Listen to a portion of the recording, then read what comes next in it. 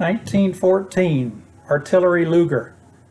This was my grandfather's gun. William Talley, New Ulm in Houston. He died in 1937, and before that it had been in a warehouse fire or a fire. And apparently it was just set aside as being totaled, worthless.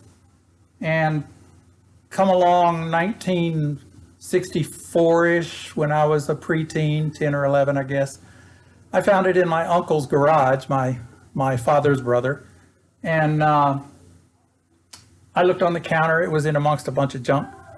And I said, "Is that a gun?" And my uncle said, "Well, yes." And I said, what is it?" And he said, "Well, that was your grandfather's gun, and it was in a fire." And he said, "It shouldn't ever shoot again." Well, it was a rusted relic at the time. It was literally orange. And he said, "Do you want it?" And I said, "Yeah." So I took it home, cleaned it some, used what my 10, 11-year-old skills could do, ruined a couple things, but hey. And then anyway, I used 3-in-1 oil, got it, a lot of the parts, the action were moving, and I used it as my cops and robbers gun in the neighborhood when I was a kid.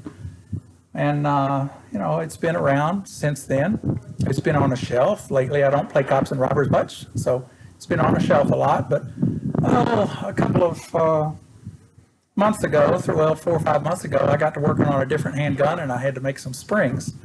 And I realized that spring tempering is lost at about 500, 400 degrees. And I thought maybe this thing didn't get that hot. So I did some amateur metallurgy on it, and you know, using a little dinger, center punch.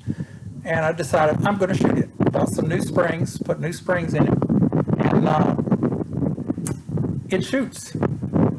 Cleaned up, polished the chamber to make it feed properly. And so this thing has been dormant, has not fired basically since, well, it has not fired since at least 1937, and I don't know when the fire happened where it was put out of service.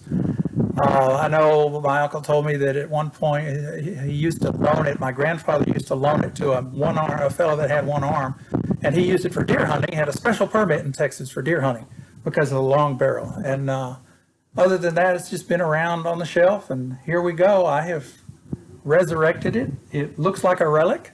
It's pitted, but hey, I'm enjoying my grandfather's Luger.